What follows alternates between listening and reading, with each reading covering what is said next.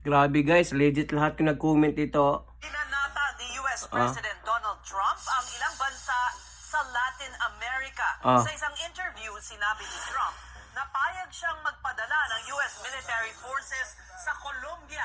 Pinasaringan din niya ang presidente nito na may sakit at mahilig umanong mag-cocaine. Ang Cuba naman, nakakita ng Venezuela, sinabihan ni Trump na malapit nang bumagsak. Diretsahan ding iginiit ni Trump na kailangan nilang aksyonan ang drug cartel sa Mexico.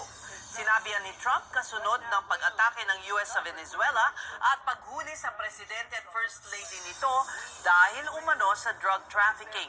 Mariin namang kinondena ng world leaders ang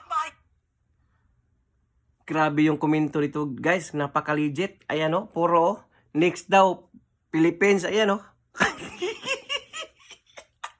O sana yung nagsusurvey ng mga piking mga loyalista ng mga BBM dito.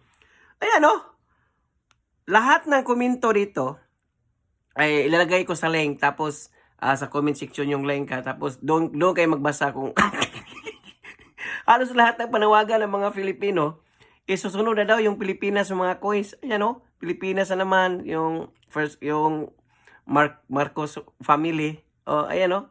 O, legit. O, saan yung mga survey nila ng mga pike? Lehitimo to ha. O, papahuli na daw yung kanilang presidente sa Pilipinas. O, lahat talaga nito, yung comment section, ilalagay ko sa, yung link, ilalagay ko sa comment section. Legit.